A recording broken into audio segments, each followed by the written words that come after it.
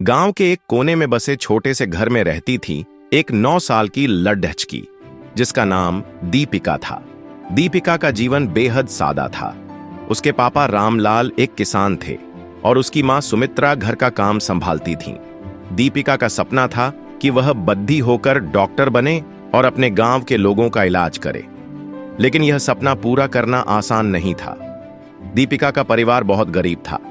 उनके पास इतने पैसे नहीं थे कि वह अपनी पढ़ाई को अच्छे से पूरा कर सके, लेकिन दीपिका का हौसला बहुत मजबूत था। वह अपने माता पिता से कहती, मां, पापा, मैं डॉक्टर बनकर हमारे गांव का नाम रोशन करूंगी। रामलाल और सुमित्रा उसकी बात सुनकर मुस्कुराते, लेकिन उनकी आंखों में चिंता साफ झलकती थी। वे जानते थे कि उनकी आर्थिक स्थिति दीपिका के सपनों को पूरा करने में बाधा बन सकती है। फिर भी उन्होंने अपनी बेटी की हर संभव मदद करने का वादा किया। दीपिका को पढ़ाई का बहुत शौक था। गांव के स्कूल में वह हमेशा अपनी कक्षा में प्रथम आती थी। उसके शिक्षक भी उसकी लगन और मेहनत की तारीफ करते थे, लेकिन गांव का स्कूल सिर्फ 5वीं तक ही था। इसके बाद की पढ़ाई के लिए उसे शहर जाना पड़ता था। रामलाल ने अपनी बेटी की पढ़ाई के लिए पैसे जुटाने का प्रयास किया। उन्होंने अपनी थोड़ी सी जमीन गिरवी रख दी और दीपिका का दाखिला शहर के एक सरकारी स्कूल में करवा दिया। दीपिका का गांव से शहर तक का सफर हर दिन पैदल तय होता था। वह सुबह सूरज उगने से पहले ही निकल जाती और शाम ढलने तक लौटती। दीपिका का यह संघर्ष देखकर गांव के लोग उसकी तारीफ करते थे, लेकिन कुछ लोग ऐसे भी थे जो ताने मारते। लड्ढचकियों को ज्यादा पढ़ाने की क्या जरूरत है, आखिर में तो चूल्हा चौका ही करना है, वे कहते। लेकिन दीपिका ने कभी उनकी बातों पर ध्यान नहीं दिया। एक दिन दीपिका स्कूल से घर लौटी तो देखा कि उसकी मां बिस्तर पर लेटी हुई है। उनका चेहरा पीला पड़ गया था और उनकी हालत बहुत खराब लग रही थी।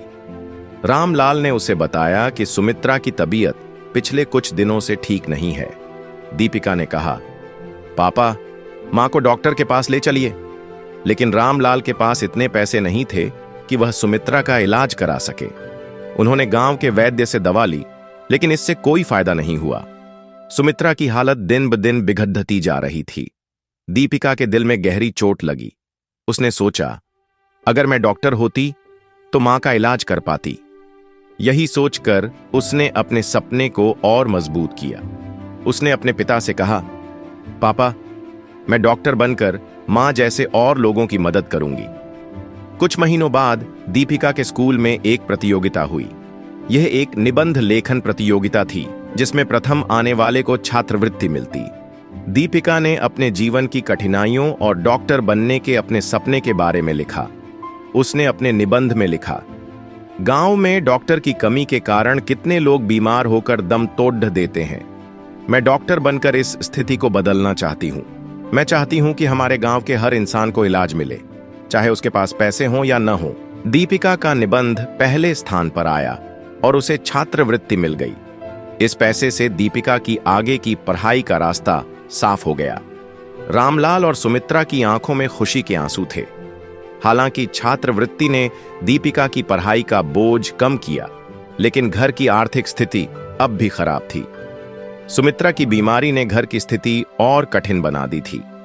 एक दिन सुमित्रा ने रामलाल से कहा, दीपिका के सपने के लिए मुझे कुछ करना होगा।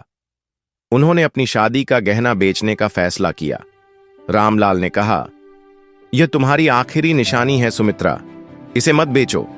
लेकिन सुमित्रा ने कहा, अगर हमारी बेटी का सपना पूरा होता है तो यही हमारी असली संपत्ति होगी।